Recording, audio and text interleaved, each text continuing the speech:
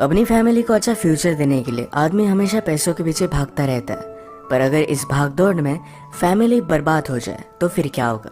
Hello friends, आज मैं आपको नेक्स्ट 2020 की एक हॉलीवुड ड्रामा मूवी एक्सप्लेन करने वाला हूँ। ये मूवी हमें बहुत ही ब्यूटीफुल सा मैसेज देकर जाती है, तो अंत तक इस वीडियो को जरूर देखिएगा। तो बिना किसी देरी के एक्सप्लेनेशन स्टार्ट करते हैं। मूवी स्टार्ट होती है और हम हमारे मेन कैरेक्टर रोरी को देखते हैं। रोरी बहुत सालों पहले इंग्लैंड छोड़कर अमेरिका आया हुआ था। रोरी एक स्टॉक ब्रोकर है। वो अपने काम में बहुत ही अच्छा था, इस वजह से वो बहुत ही रिच था।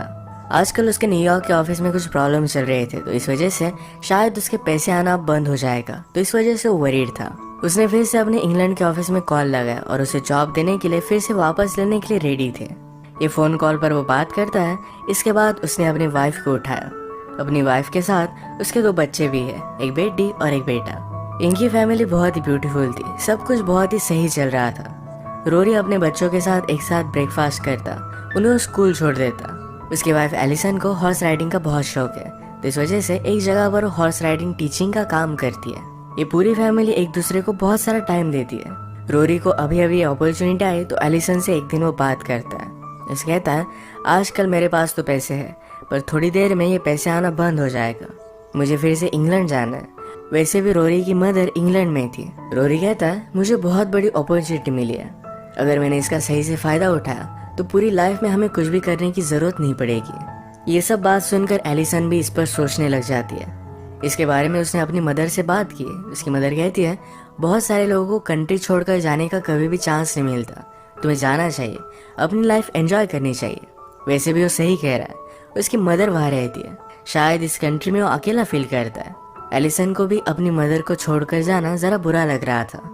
वो मजाक करती है, मैंने कभी इमेजिन नहीं किया था कि मैं तुम्हें भी मिस करूंगी, एक नटखट बच्ची की तरह। इसके बाद एलिसन और बच्चे इंग्लैंड आ गए। रोरी ऑलरेडी वहां पर पहुंच गया था और एक पैलेस जैसा घर उसने ऑलरेडी रेंट कर लिया है।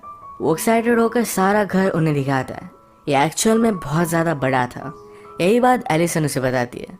रोरी कहता है, तुम्हें वरी करने की कोई भी जरूरत नहीं है, जरा आगे तो देखो, यहाँ पर बड़ा सा ग्राउंड है, यहाँ पर तुम खुद की हॉर्स राइडिंग कर सकती हो, खुद की एकेडमी खोल सकती हो। रोरी ने एलिसन को एक रोप भी गिफ्ट दिया। इसके बाद नेक्स्ट सीन में रोरी को उसके ऑफिस में हम देखते हैं। जिस तरीके से रोरी डायरेक्टली क्लाइंट से बात कर रहा था, ये उसके बॉस को बहुत अच्छा लगा। बॉस फिर उसे एक इम्पोर्टेंट मीटिंग में लेकर गया। इसमें रोरी कहता है, अमेरिका में हर लोग ऐसा मानता है कि वो कुछ भी पा सकता है, ये बड़े सपने देखते हैं। हमें इंग्लैंड में भी यही सपने लोगों को दिखाने हैं। इस कंट्री को हमें आगे लेकर जाना है।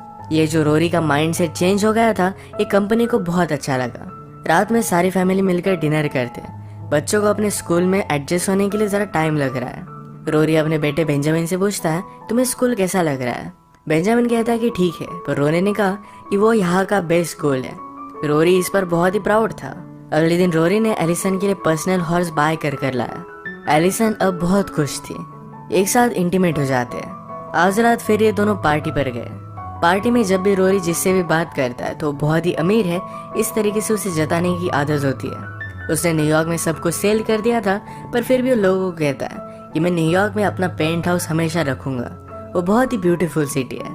ये सब बातें एलिसन को उसकी अच्छी नहीं लगती, पर फिर भी वो इग्नोर करती है। पार्टी में रोरी के बॉस ने एलिसन से बात की। ये दोनों कपल्स के बारे में बात कर रहे थे।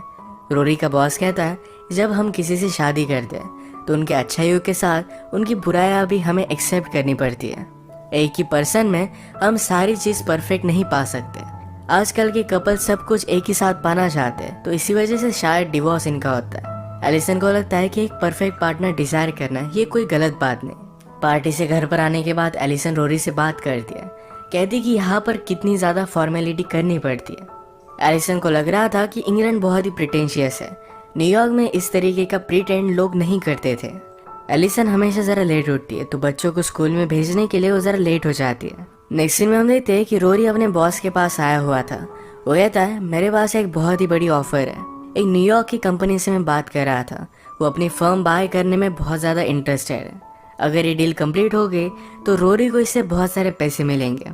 उसे फिर से कभी भी काम करने की जरूरत नहीं पड़ेगी।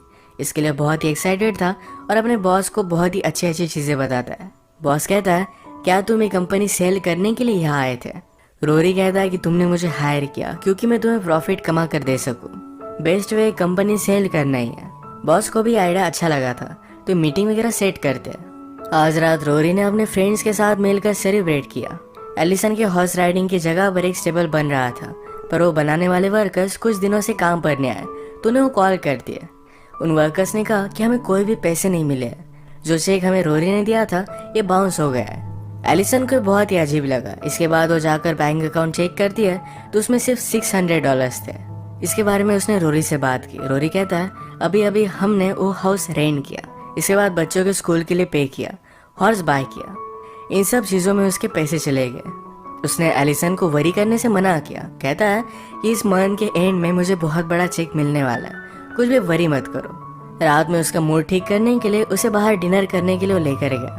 एलिसन कहती कि अगर सचमुच में तुम्हारे पास इतने सारे पैसे आने वाले हैं तो मैं कुछ भी ऑर्डर कर सकती हूँ। उसने बहुत ही एक्सपेंसिव शैम्पेन ऑर्डर की। रोरी को हमेशा लगता है कि एलिसन को शैम्पेन के बारे में कुछ भी पता नहीं है, पर वो कैसे भी हो फिर भी वो पूरी बोतल बाय कर लेती है। अगले दिन रोरी ने एलिसन से कुछ पैसे मांगे। एलिसन ने उसे छुपा कर रखे थे तो रोरी को रूम के बाहर जाने के लिए कहती है। रोरी को इस पर गुस्सा आ गया। आज जब वो हॉर्स राइडिंग कर रही थी तो उसका हॉर्स अच्छे से रिस्पॉन्ड नहीं कर रहा था। उसने फिर भी अपने हॉर्स को एग्जॉस्ट करवाया तो इस वजह से वो नीचे गिर जाता है। थोड़ी देर में उसने रिस्पॉन्स देना भी बंद कर दिया। एलिसन डिस्टर्ब हो गई। वो जल्दी से भागते भागते जाकर एक पास के फार्म के फार्मर को लेकर आती है। फार्मर ने कहा ये बहुत ही ज्यादा बीमार है, इसे हमें मारना पड़ेगा। वो फिर हॉर्स को ज्यादा तकलीफ ना हो इसलिए उसे शूट कर देता है। एलिसन बहुत रोई। इसी के पैरेलल में हम देखते हैं कि रोरी की कंपनी को सेल करने की जो डील चल रही थी इसमें कोई भी कांटेक्ट हो नहीं पा रहा था। इसके बारे में उसने जाकर अपने बॉस से बात की तो बॉस कहता है ये डील में नहीं करने वाला। बॉस ने अपनी कंपनी जिस तरीके से क्रिएट की थी उसकी लेगेसी को वो न्यू कंपनी पूरी तरीके से मिटा देती। ये उसे नहीं चाहिए था। इस बात पर रोरी बहुत ही गुस्सा हो जाता है। वो कहता है कि तुम ऐसा कैसे कर सकते हो। बॉस कहता है कि तुम सिर्फ पैसों के बारे में सोचते हो, तुम बहुत ही टैलेंटेड हो, तुम्हें प्रॉफिट कैसे कमाना है ये पता है, पर तुम्हें इस तरीके से एक जगह पर स्टेबल रहना भी सीखना चाहिए। एलिसन ने जब अपने बेटे को बताया कि उसके हॉर्स की डेथ हो चुकी है तो उसे बहुत ही सपोर्ट करते हैं। उन्होंने हॉर्स को एक प्रॉपर मेमोरियल दिया। आज पूरी रात रोरी घर पर नहीं आया था। अगले दिन एलिसन अपने हॉर्स को बरी कर देती है। हम देखते हैं कि रोरी अपनी मदर के पास आया था। बहुत साल हो चुके पर रोरी ने अपनी मदर से कोई भी कांटेक्ट नहीं रखा था।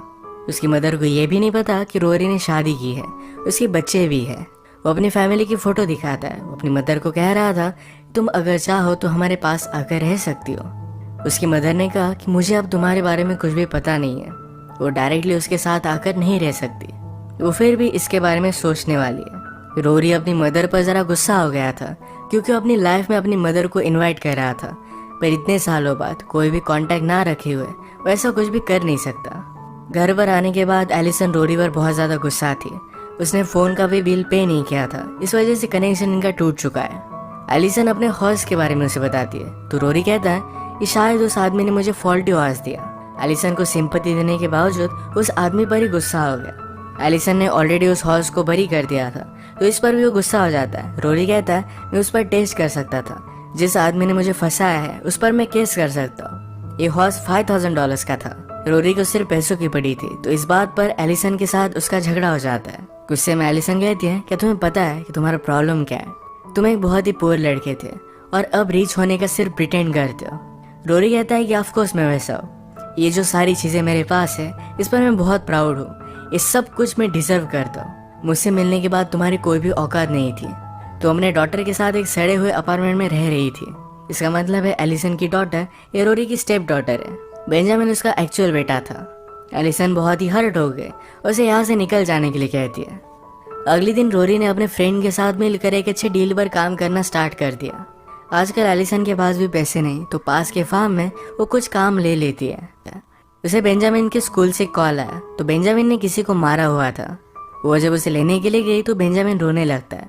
वो कहता है मुझे बड़े बच्चे बुली कर रहे थे। एलिसन कहती है अगर तुम्हारे साथ ऐसा हो रहा था तुमने मुझे क्यों नहीं बताया। बेंजामिन कहता है मुझे पता है कि तुम्हारे और फादर के बीच में झगड़ा चल रहा था, मैं तुम्हें और भी वरी करवाना नहीं चाहता था। एलिसन उसे गले लगा लेती है। घर में एलिसन की बेटी अपने ओल्ड फ्रेंड के साथ थी। ये एलिसन को अच्छा नहीं लगता पर उसकी बेटी उसका कुछ भी नहीं सुनती। आज रात रोरी अपने क्लाइंट के साथ डिनर के लिए एलिसन को भी लेकर जाता है। इस डिनर पर भी वो जता रहा था कि वो बहुत ही रिच है। वो एक प्ले के बारे में बता रहा था। एलिसन सब चीज़ों से तंग आ चुकी थी, तो इस बात पर वो हंस देती है। कहती है मेरे हस्बैंड ने कभी भी थिएटर में पाँव भी नहीं रखा। वो फिर गुस्से में यहाँ से चली गई, तो रोरी भी उसके पीछे आता है। एलिसन उसे मिली नहीं, पर क्लाइंट अब उसके साथ काम नहीं करना चाहता था। उसका फ्रेंड उसे समझाता है कि वो लोग सिर्फ मेरे साथ ही काम करना चाहते हैं। इस बात पर रोरी बहुत ज़्यादा गुस्सा हो गया। एलिसन गाड़ी लेकर चली जा चुकी थी, तो रोरी को एक कैब लेनी पड़ती है। कैबी उसे पूछता है तुम काम क्या करते हो? रोरी ने कहा कि मैं प्रिटेंड करता हूँ कि मैं अमीर हूँ। कैबी पूछता है कि ऐसा क्यों करते हो? तो रोरी कहता है कि मुझे पता नहीं। उसने कहा कि एक बार मेरे पास बहुत सारे पैसे थे, $1 मिलियन। मुझे लगा कि ऐसे ही पैसे मेरे पास हमेशा आते रहेंगे, पर अब मेरे पास कुछ भी नहीं। कैबी पूछता है क्या तुम्हारे बच्चे हैं? रोरी ने कहा कि हाँ 2 बच्चे हैं। तो कैबी ने कहा तुम्हें लाइफ में और कुछ भी नहीं चाहिए, सब कुछ खोने के बाद भी तुम्हारे पास बहुत सारी चीजें। हम इस वर्ल्ड में आए तो हमारे बच्चों के लिए ही। वो पूछता है कि क्या तुम अच्छे फादर हो? रोरी ने कहा कि ऑफकोर्स मैं अच्छा फादर हूँ, मैं कभी भी उन पर हाथ नहीं उठाता, उन्हें जो भी चाहिए ये सारी चीजें लेकर देता हूँ। कैबी कहता है ये चीजें तो बहुत ही बेसिक है, इससे तुम अच्छे फादर नहीं बनते। तुम्हें अब अपनी लाइफ को सही से ट्रैक पर लाना पड़ेगा। एक जॉब ले लो, थोड़े से पैसों के लिए तुम काम कर सकते हो, पर फिर भी अपनी फैमिली को तुम खो नहीं सकते। तुम्हें एक्चुअली क्या चाहिए ये तुम्हें पता होना चाहिए। रोरी को सही में उसे क्या चाहिए इसके बारे में कोई भी आइडिया नहीं था। कैबी ने अपनी कार रोक दी और वो कहता है अब यहाँ से निकल जाओ। उसे पता था कि रोरी के पास कोई भी पैसे नहीं है। रोरी कहता है घर पर पहुंचने के बाद मैं तुम्हें पे करता हूँ, पर कैबी ने बात नहीं मानी। रोरी को ऐसे ही चलते चलते घर पर जाना पड़ता है। इसी के पैरेलल में हम देखते हैं कि इनके बेटी ने घर पर अपने फ्रेंड्स के साथ मिलकर एक पार्टी रखी थी। इस पार्टी में बेंजामिन बहुत ही ज्यादा डर जाता है, तो एक कोने में जाकर बैठा हुआ था। सुबह एलिसन ने घर को देखा तो पार्टी की वजह से बहुत ज्यादा डर्टी हो गया था। वो जाकर बेंजामिन को ढूंढती है तो बहुत ही डरा हुआ था। उसने उसे सहारा दिया। बाहर एलिसन ने अपने हॉर्स को बरी किया था, तो उसके ऊपर की मिट्टी बाजू हो जाती है। इस बात से वो बहुत डिस्टर्ब हुए, वहीं पर बहुत रोई। ये देखकर उसकी बेटी भी उसे सहारा देती है। बेंजामिन को घर पर लेकर आए, उसके लिए ब्रेकफास्ट बनाया। थोड़ी देर में रोरी भी चलता चलता घर पर पहुंच जाता है। सारे लोग ब्रेकफास्ट कर रहे थे। रोरी ने कहा मैं सब कुछ ठीक कर दूंगा। उसके पास जो ये फैमिली है इसे वो खोना नहीं चाहता, पर अभी भी वो पैसों के बारे में बात कर रहा था कि मैं ऐसा करूंगा, हम यहाँ पर जाएंगे, मैं अपनी खुद की कंपनी खोलूंगा। ये सब बातें सुनकर एलिसन उसके पास जाती है, उसे चेयर पर बिठाती है और कहती है हमारे साथ ब्रेकफास्ट करो। अगर ये एक फैमिली की तरह चीज़ों को ट्रीट करेंगे तो सब कुछ परफेक्ट होगा। रोरी जो भी ये सब ट्राई कर रहा था, तो उसने भी अब फैमिली की कीमत जान ली है। वो किसी भी हालत में अपनी फैमिली को खोना नहीं चाहता। एलिसन ने जिस तरीके से उसे ब्रेकफास्ट के लिए इनवाइट किया, एक सहारा दिया, जिसे उसने भी उसे माफ कर दिया। उसकी बेटी भी उसे हक कर दिया। ये फैमिली हमेशा एक दूसरे को सहारा देकर सपोर्ट करते रहेंगे। इसी के साथ पूरी फैमिली ब्रेकफास्ट करते हुए एक ब्यूटीफुल से सीन पर इस मूवी का एंड होता है। ये मूवी हमें बता कर जाती है कि एक्चुअल में लाइफ में इम्पोर्टेंट क्या है, जो है हमारी फैमिली। इसे एक मैसेज के साथ आज का वीडियो हम खत्म करते हैं। अगर आपको अच्छा लगा तो प्लीज़ इसे लाइक और कमेंट ज़रूर कर दीजिएगा। मैं बहुत सारी मूवीज़ लेकर आता रहता हूँ, तो प्लीज़ चैनल को सब्सक्राइब कर दीजिए और बेल नोटिफिकेशन आइकन दबाना मत भूलिएगा। हम फिर से मिलेंगे और एक नई मूवी के साथ। तब तक के लिए थैंक यू और आप अपने आप का ख्याल रखिए।